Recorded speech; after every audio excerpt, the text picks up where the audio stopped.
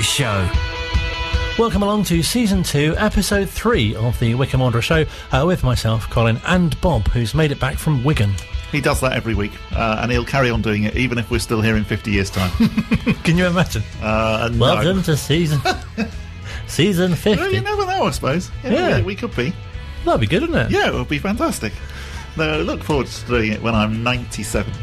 Yes, I'm back from Wigan. It was a bit chilly and cold. It's grim up north, as they say. And it was a bit of a grim performance as well, I'm afraid. Not like the win against Cheltenham on Saturday, which was truly marvellous.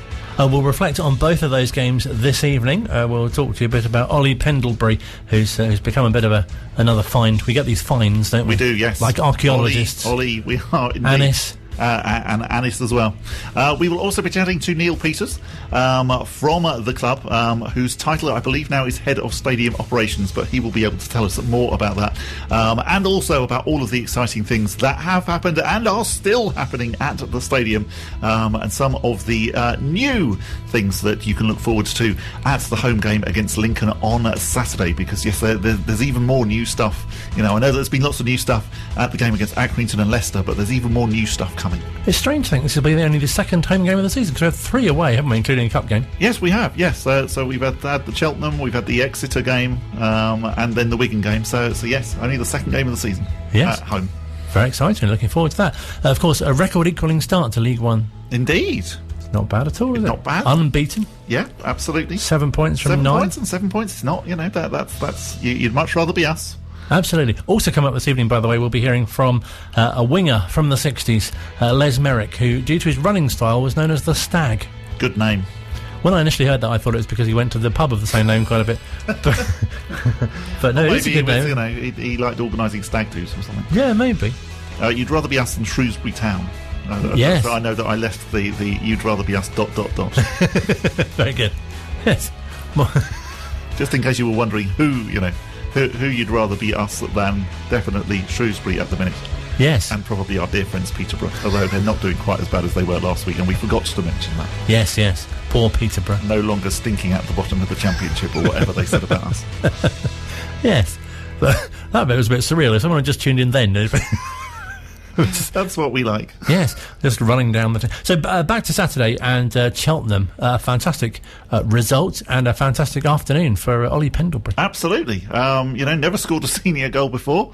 And suddenly... a bit like buses, 2 come along in 5 minutes. And fantastic as well that Sam Vokes scored, first of all, because I was slightly concerned when he then missed that penalty in the penalty shootout against Exeter. And you slightly thought, oh no, is it going to be one of those things where we've signed somebody who's meant to score lots of goals and basically, and then not going to be able to? And because as he came up to take the penalty against Exeter, you were thinking, oh great, he's going to find the back of the net. Oh no, he's missed. I think it was saved. I can't remember now. It was a while ago. But yes, I was slightly worried that it was going to be one of those things that actually, we were possibly still going to be sitting here at Christmas saying, well, I wonder when Sam Vokes is going to score a goal. But luckily, we didn't have to wait much longer after the Exeter game, because yes, he did score against Cheltenham. Cheltenham then, of course, equalised just before half-time. But yes, Ollie Pendlebury to the rescue with 2 decent shots from well outside the area as well to send the light and dark blue faithful wild. And certainly there were a lot of celebrations as Wycombe maintained their great start at the top of League One. And the manager, Gareth Ainsworth, spoke to Matt after the game. Can't ask for much more from the boys. They may have made it hard for themselves at times today, but the results are important. Yeah, do you know, the pleasing thing is probably we weren't on all cylinders like we were against Accrington. I thought we were fantastic, but the fixture build-up and the fixture chaos and the trip away to Exeter in midweek, all factors contributing to that. But I thought we were solid. We didn't look like conceding really at all. And once they penetrate the midfield line, they've still got that back line, and David Stockdale to get through I thought was immense today, as he has been since he took the jersey back last year. But it was good to see a team who weren't actually firing as well as we know we can, but still winning a game and seeing it out comfortably. Really pleased for them. You know, some real standout performances. Ollie's going to get the headlines, of course, you know, and deservedly so. 2 fantastic strikes, but some real grafting performances today from the rest of them. At the start, and Sam Vokes, it's been a while that he's had to wait for a goal. Obviously, he had the penalty saved in midweek. That for a younger player that might play on his mind, but he's got that first goal, and that must do wonders for him and for the rest of the team, knowing what a great outlet he's going to be up there. Not just his goal, the way he played today. I think people are seeing why we brought him here. Yeah, we love progressive play. We love getting that ball forward. And I said to the boys at half time, what we'd worked on against Cheltenham was trying to go a little bit more direct than we did against Accrington, because getting that ball up there was important. They had quite a strong midfield, which we didn't want to let them get the ball, get some momentum.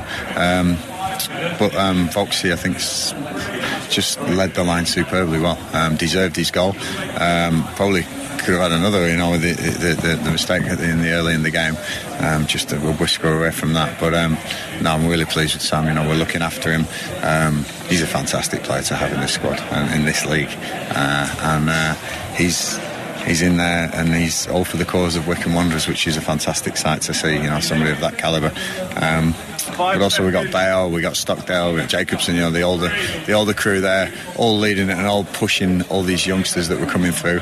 Gareth McCleary as well. You know, fantastic older players that we've got here that mentor these young players, get the energy out of them, and then add their little bits of delivery. Gareth, you know, fantastic on the ball, and I say Bale came and make a difference. JJ solid, and David Stockdale for me. I think he's playing some of the best football of his career. You know, and I include getting promoted to the Premier League because he's vital to what we're doing at the moment. That catch at the end there just took all the pressure off everything, and that's with a hand injury that, believe me, is quite a nasty one in there. So I'll have to check out that for the weekend. But no, really pleased, Matt, and I say young Ollie will get the plaudits. Yeah, tell us about Ollie, because he arrived pretty much under the radar in the summer, much like Anis Mehmeti did at a similar time last year. But great strides already from him, and you must be so pleased to have him in the ranks. Yeah, do you know, I've got to credit, first of all, Rob Courig, Missy and Pete and Andrew Howard, because they allowed us to start this development squad. We're calling it now. We don't want a B team. There is no B at this club. You're in a team, you know, and that's the development team, and this is the first team. And if you're in that development team, it's exactly what it says. You've got to develop. And I think Ollie was penciled in to come into that development team, just like Anis Mehmeti last year. And injuries, if I'm honest, you know, because and he knows this, you know, Dominic Gabe, Curtis Thompson, you know, seasoned pros, David Wheeler on the bench, you know, Ollie's took his chance, and I think he's got plenty to learn about the game still, without a doubt, off the ball, and the 23s is a world away from where he is now, and he's got to learn that quick. But technically, he's a fantastic player, and I have to give some credit to Sam Grace as well, our B team manager, our development squad manager, because he has come in and he's found some real diamonds for us and making this work. And we're not of the Brentford calibre yet. We're not of that. It's a real work in progress. And everyone will be saying, "Well, start an academy now." No chance. We can't do that. You've got to get this established now. And Sam's doing a fantastic job with some of the players we've signed: TJ DeBar, Max Ram, you know, Jack Wakely even. He's made some appearances. So really proud of what we've started. It's still tinkering with, but we've managed to get Ollie Pendlebury from Reading. They let him go. Sam worked at Reading. Sam knew about him. He told me he was technically very gifted, and obviously he's 2 strikes. I won't fancy anyone else hitting him as well as he did. No, pleased for him, and he'll learn plenty from that. He's done brilliant, you know, 2 goals in your second game. I don't expect too much from him, but I'm sure he'll enjoy tonight. The fans have had a long time to save their voices for an away day like this, and they certainly came out in numbers and noise. Maybe won't be quite so many of them at Wigan on Tuesday, but next Saturday is gearing up to be an amazing day at Adams Park with hopefully a real bumper crowd behind the boys. Yeah, all I can say is get down and get behind the boys, because with the championship season we had last year, I didn't want us to just to end up with a damp squib and think that's it now. We want to get back there. We need your help. At the start of the game, there was a section in the corner there that were just singing their hearts out, and everyone else started getting involved. We seem to have these younger group of fans now that are proud to be Wycombe fans. I know my kids will proudly wear their shirts, and I'm sure there are plenty will around Wycombe as well. But so getting in the ground now, getting behind us, and going on this journey with us, you know.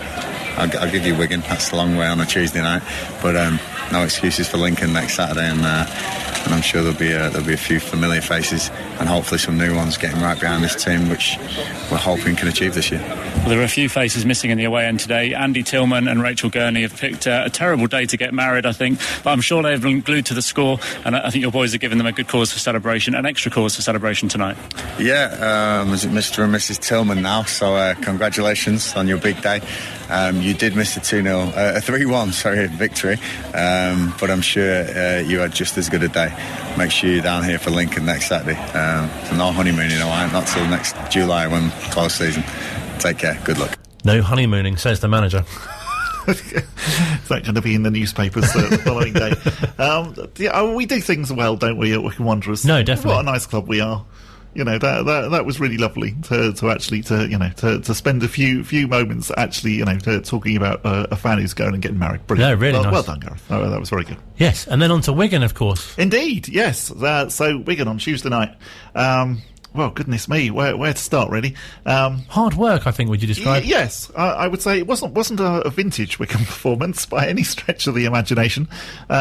Wigan really could have probably had 4 goals in the first half, and really should probably have at least scored a couple. And it was one of those things, I was sitting there watching, thinking, we really need to get to half-time, because there's no way in the world we're going to be this bad in the second half, and we really need, Gareth to have a stern word with the lads, which I'm sure he probably did at half-time. And then, of course, the really frustrating thing was Wigan scored straight away after half-time. So anything that sort of had then been said in the dressing room, you slightly felt, well, it's now kind of irrelevant because we're chasing the game. It's different from how it was at half-time. And really, it was one of those games where you were watching thinking, we could possibly sit here until tomorrow and we're not going to score a goal. However, Anthony Stewart did have a different idea and popped up right at the end to head home. And so actually we did come away with a point. But I think let's not be downhearted by the performance, because as we all know, actually the sign of a really good team and a sign of a promotion challenging team is to play badly and still come away with something. And really, it didn't look like we were going to come away from the DW Stadium with anything. So the fact that we were able to maintain our unbeaten start, admittedly dropping a couple of points, so we are now third behind Portsmouth and Burton, who still have 100% records in League One. But we're still doing all right in third. I have a really strange mental image now of you just still sat there by Wednesday morning, just yeah, still there at the DW, waiting for that goal. The drummer's still drumming away, trying to encourage all the fans to sing, and we're all just sitting there saying, well, no, we're a bit cold and wet in Wigan. No, but you take, as you say, take a point on a Tuesday night away. Indeed, yeah. And going to the game, I was thinking, well, take a point from that. Gareth spoke to Phil afterwards. Gareth, the 90th minute equaliser, that a point, but it must feel like a win. Yeah, I mean, it's a point. It's a good club to come to and get a point. There's not many who'll come here and get a point. They were good. They were good in possession, which we thought they'd be. We tried to counter them. First half, we had some good chances. I think we could have hit the target more than we did. And really, they had a couple of chances early on first half, but second half, I thought we limited them to hardly any shots on goal. I think Scocco's made one save, but the set pieces are what's determined their goal. And our goal, of course. Sloppy free kicks given away, and we've got to win more headers in our own box and the knockdowns and get to that second one quicker. It's a great finish, but we had that in the first half. We just didn't hit the target. So yeah, away from home at Wigan, I think that's a great point for us, a really great point. This is a club who've recruited big names, and they're going to continue recruiting big names, I've heard. So it's nice to come away with a point. Battling performance. I think one or two of the boys probably learnt tonight to stand up and how intense and how physical the football can be at this level, and that's great for me. It's great that they've learned that lesson in a game, and we've probably got away with it as well. Didn't work their keeper enough, but Anthony's come up with a great header at the end there, and like I say, take a last minute equaliser away from home any day. Switched the formation in the middle of the second half, and what was the thinking behind that? Yeah, got to credit Richard Dobson. He mentioned it at half time for me, and that's why he's there. And I think we went more with wingers 4-1-4-1, which when you've got Sam Vokes and Akinfenwa up top, you want to get crosses in the box, but also their man Keane was causing us a lot of problems, so we went to man mark him with putting Curtis Thompson, and he's done that job a lot for me in the past. I remember him out doing Madison at Peterborough that time, and absolutely, I think he got subbed off. So Curtis is good at that man-to-man job, and I think he stopped the influence of Keane, which allowed Josh Scowen to go forward. And like I say, the wingers getting at people back forward did really well. Jordan slotting in at left back, his normal position, and Jack at right. Just JJ out of position at centre back, and that's where I think, we want to be more dominant at times, but sometimes we're a smaller team because Tafazole's aren't injured, Jack Wakely's aren't injured, so David Wheeler, so some of the size is in the treatment room at the moment. But no, really pleased with the point, and looking forward to Saturday night. It's about getting home, getting the lads recovered, and see what we can do against Lincoln. 3 league games in, what's it like having this large squad? In terms of Wycombe large squad, this is the largest squad you've ever had. What's it like to have these players at your disposal? Yeah, it's the largest squad we've had, but you are counting some of these under-20s that have come in. Anis is still under-20, Jack Wakely will be under-20, Ollie Pendlebury's under-20, so them 3 really were earmarked for the development squad, and we all know the story of Anis, and Ollie now is coming through. So large, yeah, but I keep getting reminded by my staff that we're still a couple short of numbers when this Christmas period comes, especially, and the run-in for the season. So it's difficult. You've got to juggle it, and you've got to be very patient as a manager. You can't panic. I spoke to Rob yesterday and this morning, and obviously we're not going to panic. We're going to play it cool. We're not going to be sucked into playing ridiculous money for players who aren't worth that money just for a panic situation. We're going to do it right, and I always say some of my best deals have always been in the last week of that window, so looking forward to that last week. Be patient, don't worry, leave that to me, and we'll see what we can do. And normally you could put what the pundits say about Wycombe Wanderers on the dressing room wall to motivate the team, but everyone's been very nice about Wycombe and expecting big things. How is that as a manager? Because that's a first for you as well. Well, I seen on the TV show on Saturday night that I think the commentator said Cheltenham are going to face Ipswich Town on Tuesday, so that's the second big team in a week. So they've actually alluded to Wycombe Wanderers as being a big team. Rob will be very happy because he wants this team to be a big team. I'm still saying, yeah, we're making the transition from the underdog, but of course with Sam Vokes in the team, McCleary and Obita and these players who've played at the Premier League level, as well as our evergreen boys that have come with me all the way. Yeah, we are becoming this bigger force. I'm not going to admit we're a big team yet, but we certainly are feeling good about ourselves and want to be in and around the mix for as long as we can this season. Really interesting to hear Gareth's thoughts, especially about dominating the possession and quite sort of lacking the size, if you like. Yes, yeah, really, really interesting. Interesting as well about changing the formation, because yes, that did, that probably did result in us actually getting the point. Fantastic as well to hear Phil Catchpole back at the game as well. We wish Phil all the very best. He is a huge friend of Wycombe Sound, and great to hear him back behind the microphone on Tuesday night. No, here, definitely, and really interesting. Just going back to the formation, that the players can adapt to that as well. Yeah. I mean, that's a really good thing as well, isn't it? That actually, well, yes, Gareth can make the changes, and then actually it reaps results. Because I think so many times in football you do see, where the manager is trying to get, say, the team to change formation, and either it doesn't work or not everybody actually takes, what's been said quite to heart. But they're a very well drilled bunch, and I'm sure he's proud of the lads, as he would say. Absolutely. Still to come on the Wycombe Wanderers Show, we'll hear from Neil Peters from the club. Is there any mention of dog leads this week? I could mention the dog leads to Neil and see if he's aware of the dog leads, and also say our thing about could we now have the dog leads in the goalkeeper colours as well, please. Mardi Gras dog leads is the way to go. It may not catch on. Online, on Radio Player, and on 106.6 FM. This is Wycombe Sound. Still to come on episode 3, season 2 of the Wycombe Wanderers Show. We'll be hearing from a former winger from the 60s who was known as the Stag. Good name. And what also would you be? Gazelle. Would you? You'd be the Gazelle. Maybe. It sounds quite. I think I'll be the Sloth. Or Giraffe. It's not very football-y, though. No, it's not really, is it? You can't imagine that being shouted from the terraces. Yeah, I mean, it doesn't sound very intimidating, is it? We've got the giraffe. I can't quite see that. I think it would really highlight my role as being able to someone who puts off the opposition. That would be what I'm there for. But From someone who has a nickname to... We can ask our next guest if he has a nickname. Yeah. It might be better not to. Well, what we need to know from our next guest, first of all, is what his new job title is, because I believe that it's changed. Neil Peters from Wycombe Wanderers, please reveal your new job title.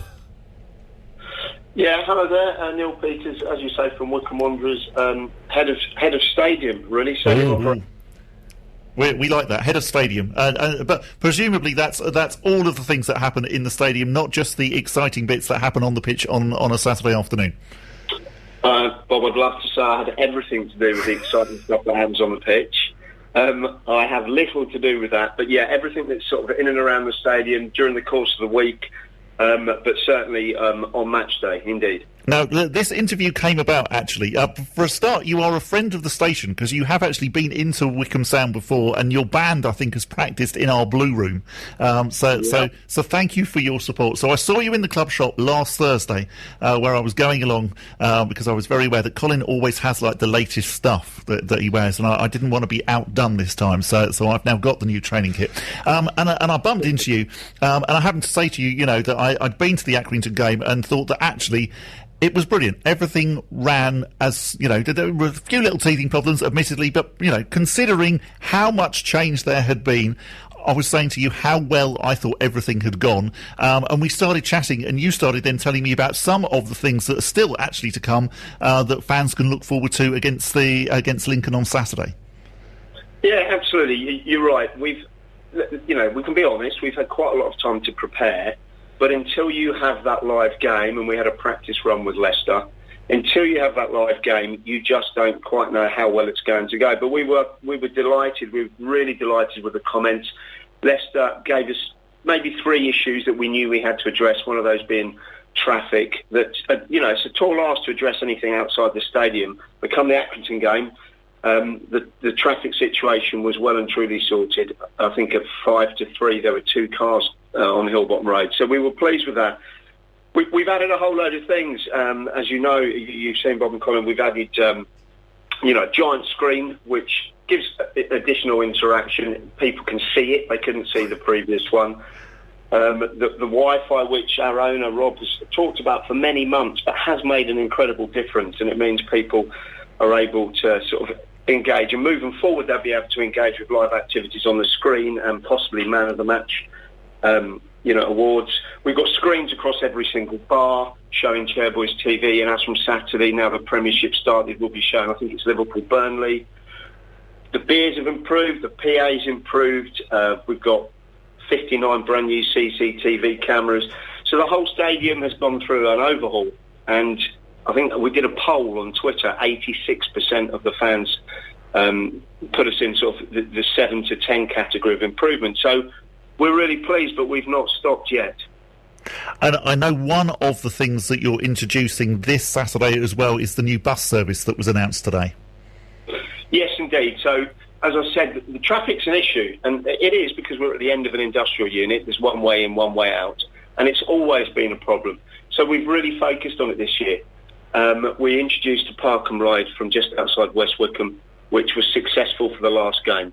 But we know that we've got to find other locations. So as from Saturday, we've got 3 buses leaving, I think 12:45, 1:30 and 2:15, leaving the train station. They're direct to Adams Park. The service is delivered by Riva. So it's not going round the houses. It's directly in, and obviously taking them back after the game. And we're hoping at some point to add one more, which will be the Handy Cross whereabouts. So there'll be additional services. It's not a money maker for Wycombe Wanderers. That's not the point of it whatsoever. So it's free on Saturday.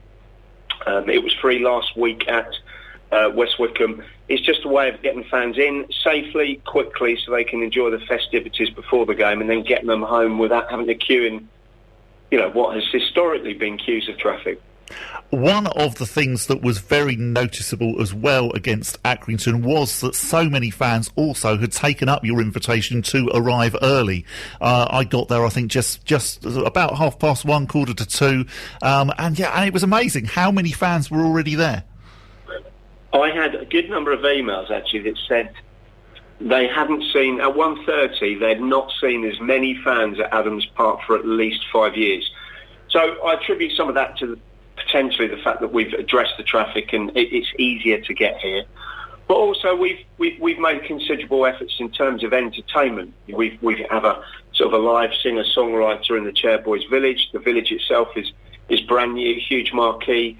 We've improved the speed of the bar service. We still had some teething problems, so moving ahead for this week, we've added an extra pay station. So yeah, get down early and you'll actually start to sort of enjoy not just the match but the full event. For the Lincoln fans and fans of away teams moving forward, today we've had a giant village put up, a marquee put up for away fans, something that Wycombe are kind of famed for. Not every club offers that level of service to away fans, but we've had that put in today. So come down early, see what's going on. It's exciting. You see the players turning up. They park in the same car park. As I say, there's music. There's additional food vans this weekend, so we've increased the options and the choices. And I think the weather's going to be good, so what's not to like?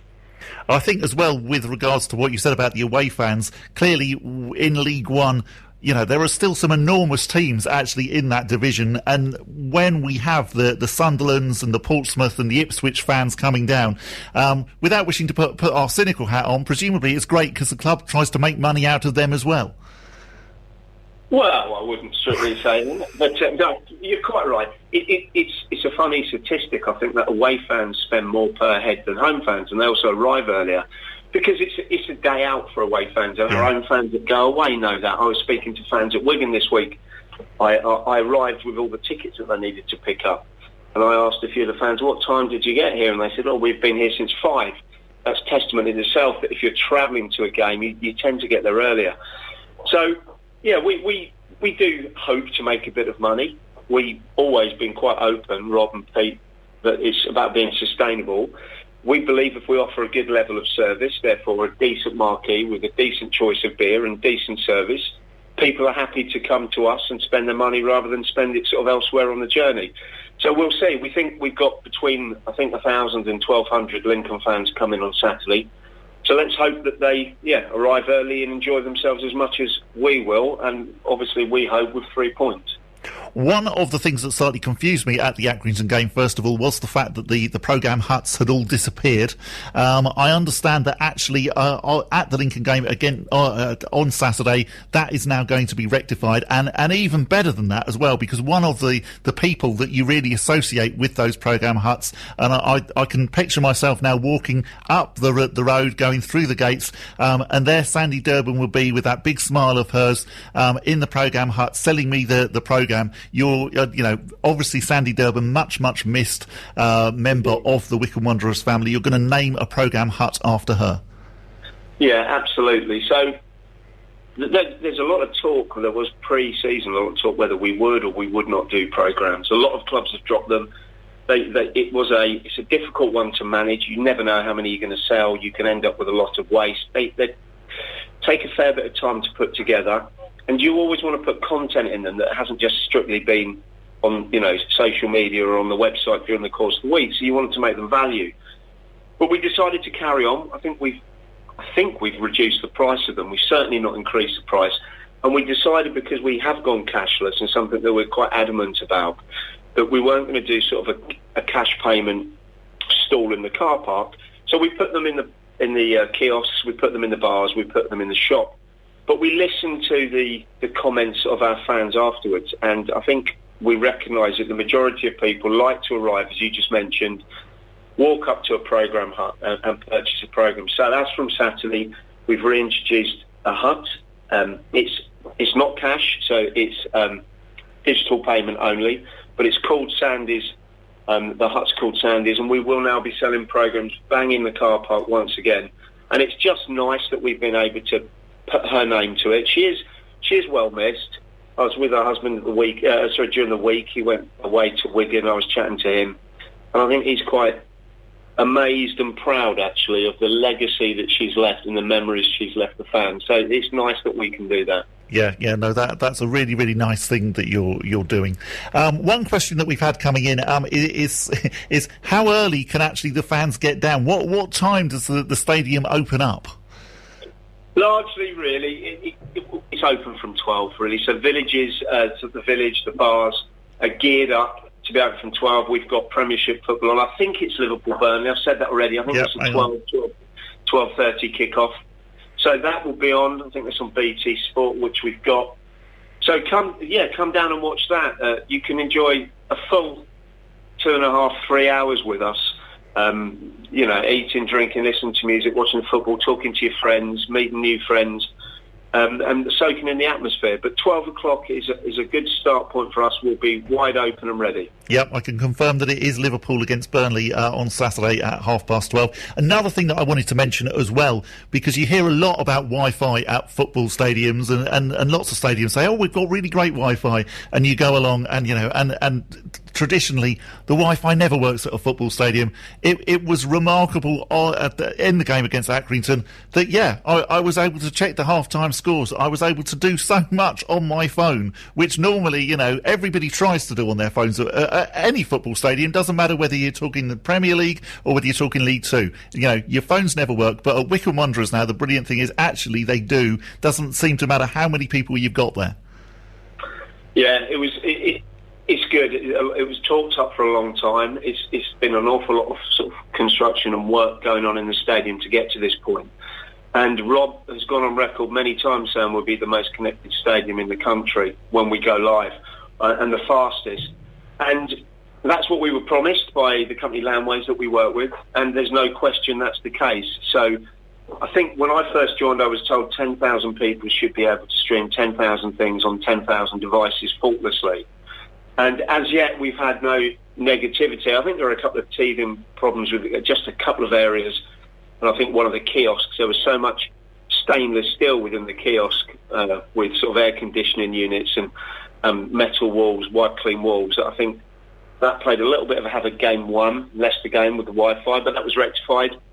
You're right, it's fast. You can check the scores. You can all check whatever you want to check, and we've had no complaints. So I think we've hit the money on the head with that one. It's worked, and it's worked very, very well. Yeah, no, it is very, very impressive. And anything else that we haven't mentioned? Any other plans that are currently in the pipeline?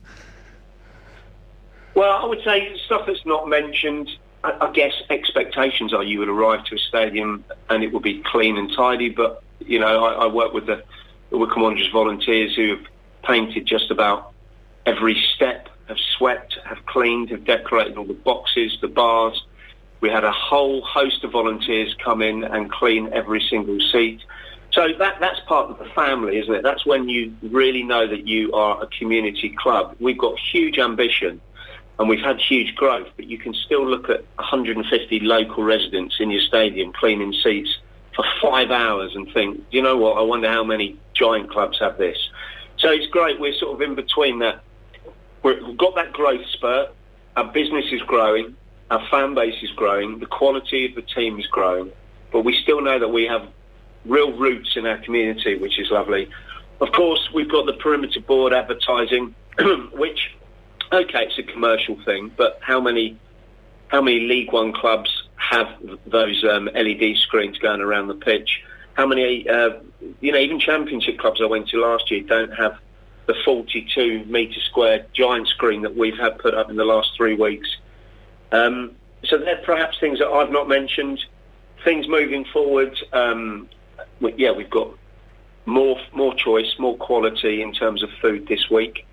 Somebody did complain that there wasn't enough food vans in the car park compared to previous year, but you know what? Those food vans are really busy. There are festivals going on that have been cancelled for ages, and a lot of the food trucks were booked up.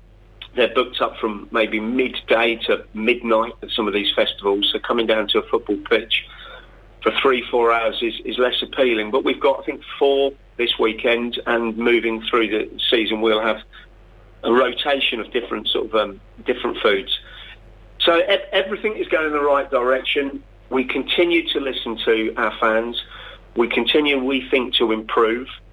And I'm just excited because I've got a sneaky feeling the team's going to do brilliantly this year. And I know off the pitch we are raising our level, and off the pitch we're a championship organisation, begging to get back into the championship. And that's what is really impressive, just hearing you speak, is that, not only actually up at the training ground and on the pitch are we looking to be a championship club, but actually the infrastructure at Adams Park, it has been improved to the point that actually, now it is of championship standard, if not better. You mentioned about the boards around the pitch, and I understand that, there's, I think, only one other Premier League club that's got those in the same way.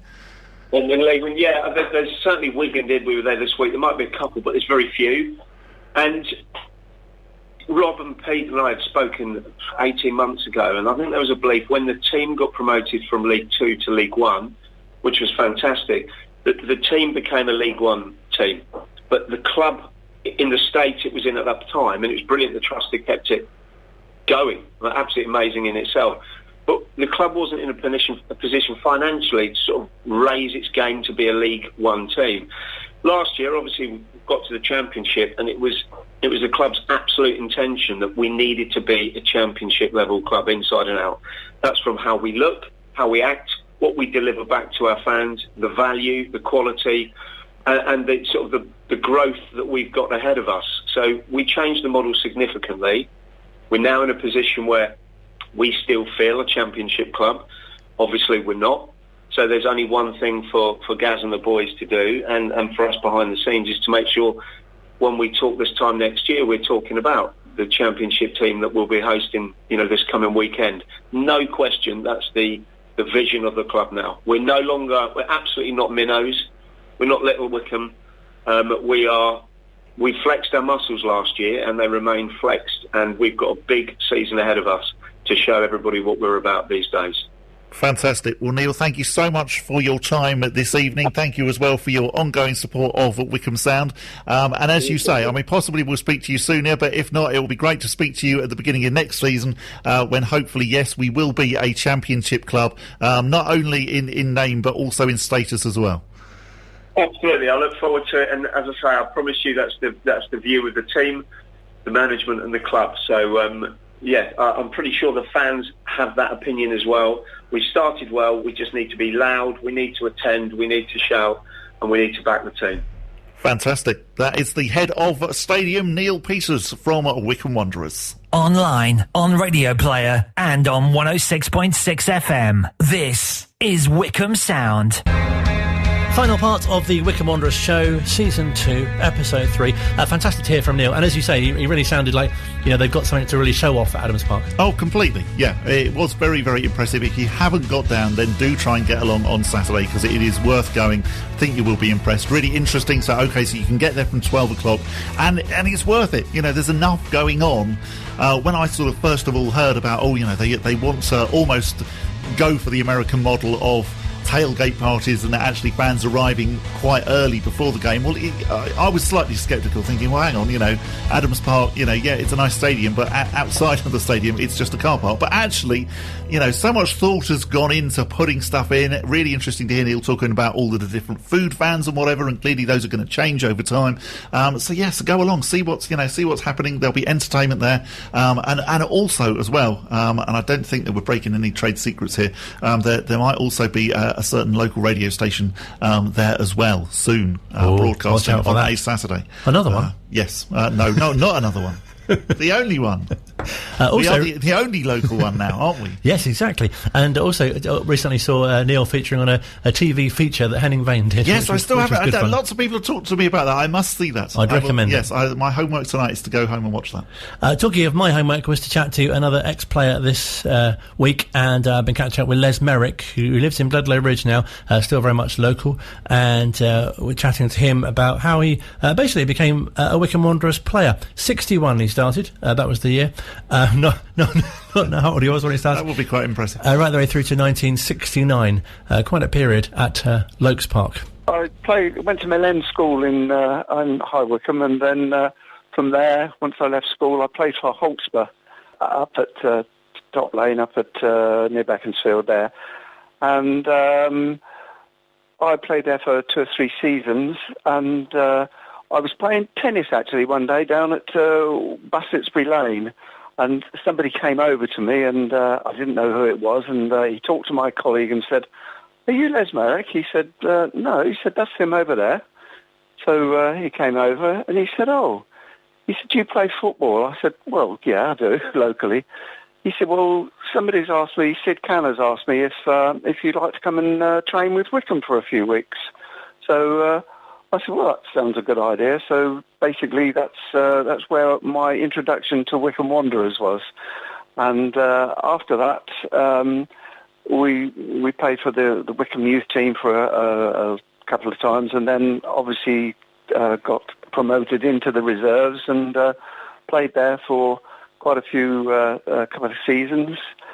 And then I think they must have got hard up one day, and they asked me if to play in the first team, and we were supposed to play, I believe it was Corinthian Casuals, and it was during a winter when we had a very, very lot of snow, and I think it was about 5 weeks before we could play. I know we were up at Lokes Park occasionally training and clearing snow away before we could go anywhere. And after that time, playing there in the snow, we played Corinthian Casuals and we played at the Oval. I always remember that. And from there on, it just transgressed and got into gradually into the A team. Sorry, not into the A team, into the first team, and met some actually wonderful players. Players who only a few years previously, I'd watched play: Cliff Trott, Paul Bates, Len Worley, Dennis Sirrett, all these names of the past that were at the Wycombe Bishop Auckland Cup final at Wembley, where I was standing, and it was incredible for a few years later to be to playing with them at Lokes Park and all over. And of course, some of the guys there at the time, like Len Worley, he was England player, and John Fisher played for Wales as well. So it was a time when the club was really good, very well supported, and it's somewhere where I'd been after playing in the local youth leagues on Saturday mornings. I always used to go up through the turnstiles with a sixpence, down the bottom hospital end, where there was a big sheet of steel behind the goal, where acted as a really good drum, which we all the lads used to bang on that for all the players when they came around. So it was a really good time and thoroughly enjoyable. I can remember going to Ilford, I think it was, where Wycombe played one of their rounds, and one of my friends said, "You've got to come over with me." And it was pouring with rain. I remember Barry Darwell going on the pitch with a fork, trying out to see how wet it was on there. And I went with a friend who said, "Look, you can't go in there without some sort of hat." So he went into a telephone booth and pinched a telephone directory and put it on my head as a cover. So that's how I watched the Ilford match there. And then, obviously, from there we went to Wembley and had a great time there.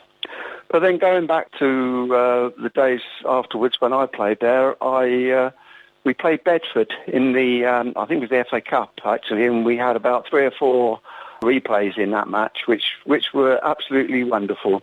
And after that, I've still got a letter that I was sent by the Bedford team to ask if I would like to go and train with them, to join them. I never did because, as far as I was concerned, I was a Wycombe player and that's where I wanted to stay. And so it happened all the time until the very end of my days. I did play at Chesham for a couple of seasons and got a knee injury and started a business on my own, and that basically was the end of my football career, apart from watching then. I was going to ask about that FA Cup tie, because you don't get many, you certainly don't get much more than 1 replay, let alone 3. It must have been fantastic to have been involved in those matches. Oh, it was absolutely brilliant. Yeah, the atmosphere was wonderful. I mean, every match was, even the matches we played over at Bedford, we had really good crowds there. And of course, when it came back to Wycombe, and not saying it was capacity, but it was certainly pretty crowded. Yeah, great fun. And also, obviously, cup runs are fantastic to be involved in anyway. I know that the FA Amateur Cup was something you did particularly well in during your time getting to the quarterfinals. That's right, yes. Yeah, I remember playing, I think we got through to Hendon where we were eventually beaten. But the match that should never have been played, because it was absolutely muddy, and I know Ian Rundle actually was really he was very saddened by the fact that he actually broke somebody's leg because it got stuck in the mud there. So that should never have been played that day. But it was a great cup run, and obviously, good for the town as well, I think. And you mentioned Sid Can, who was the manager that brought you to the club, but there were quite a few managerial changes in your time. Yeah, quite a few. The one that was there most of the time when I was there was Barry Darville, of course. But Graham obviously was there for some time. Don Welsh, that's the guy. Yes, I remember Don Welsh. He was there for, not a long time, but a couple of years there. And I always remember I wasn't picked for the team one day, and I lived in Desborough Avenue, which was not far away from Lokes Park. And one Saturday morning, I remember him coming up there, knocking on the door and saying, we'd like you to play today if you're available, sort of thing. So I said, oh, yeah, wonderful. And he backed out of the driveway there, and there was a little lip on the concrete driveway, and he tripped over that, and his hat rolled down Desborough Avenue, and that's a memory that I'll always remember. That's a fantastic story. You can't imagine Gareth Ainsworth having the same sort of circumstance today. No, not at all. It was a really good time, and everybody in the town sort of obviously local players, everybody knew them as well, so it was good times. So you must talk a bit about your nickname. I understand the fans called you the Stag.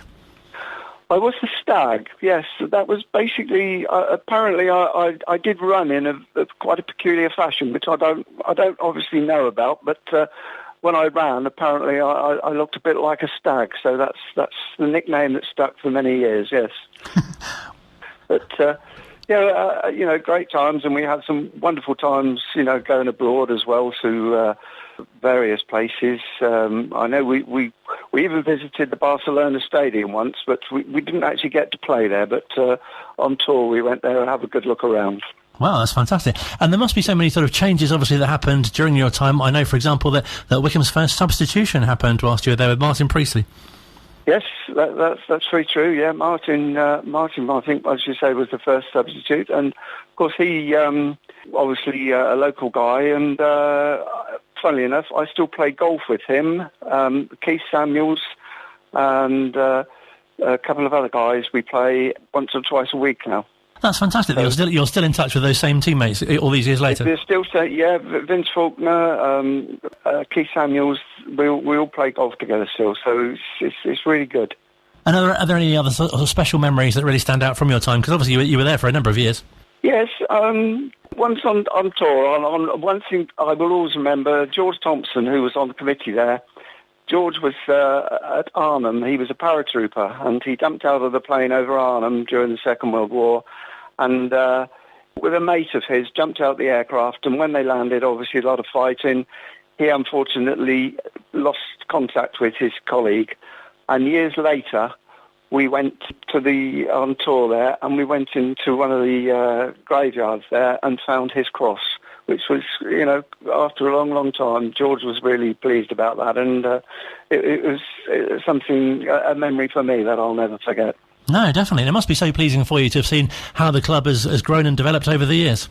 Oh, incredibly. I mean, from the slope of Lokes Park to possibly one of the best playing surfaces in the country at the moment.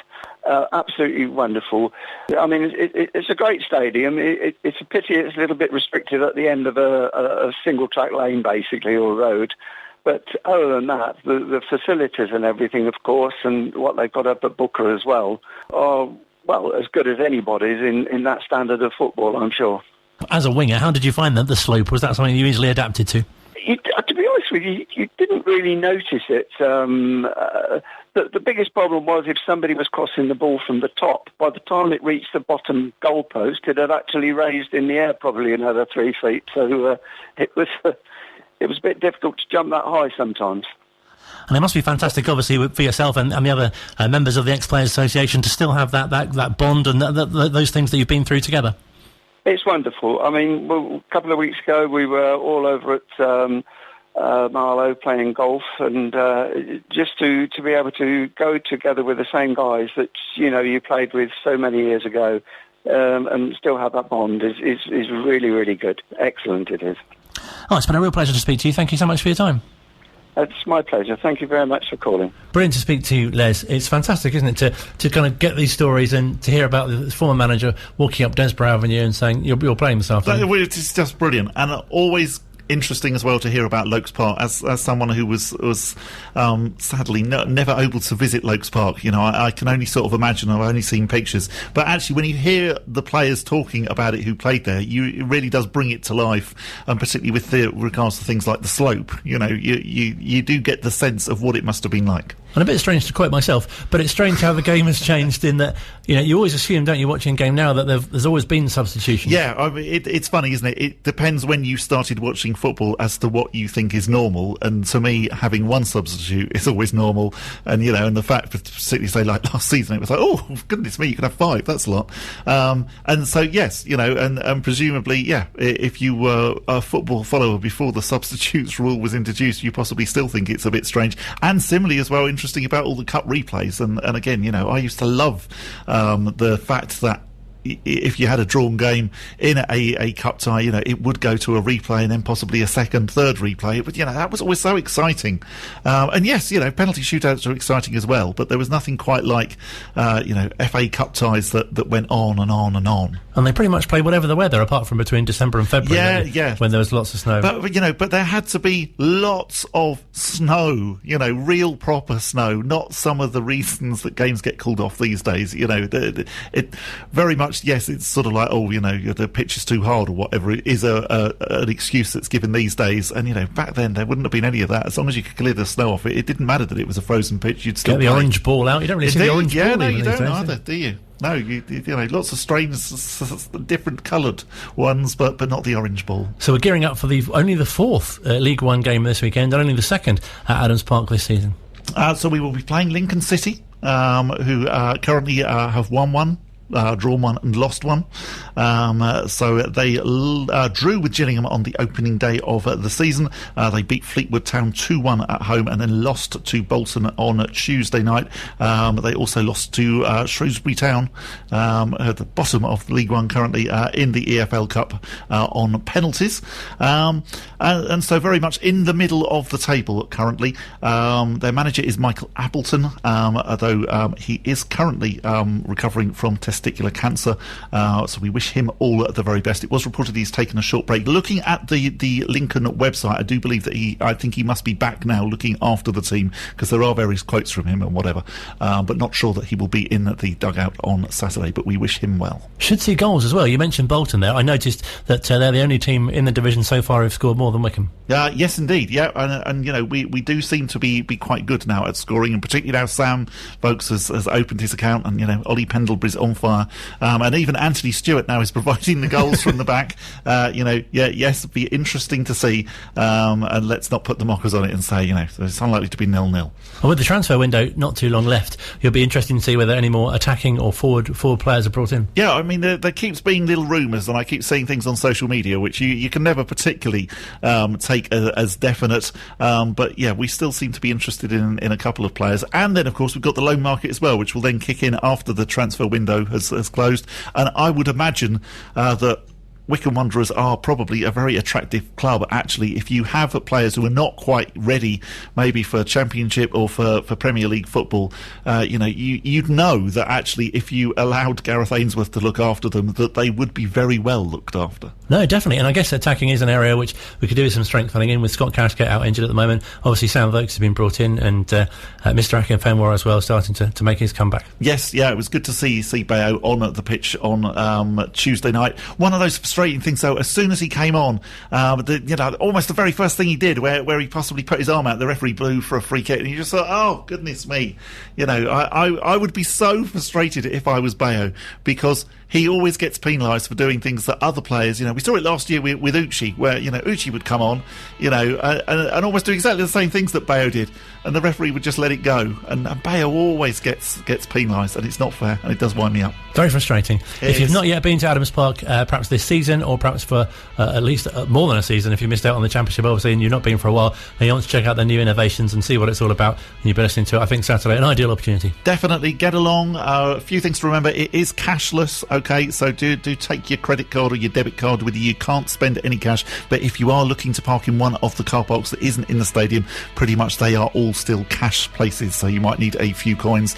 You will be able to get a programme as well from Sandy's Programme Hut on Saturday, and download the Fetch app as well, because that is the way to get round the cashless problem and to be ordering food as well. We'll speak to you next week.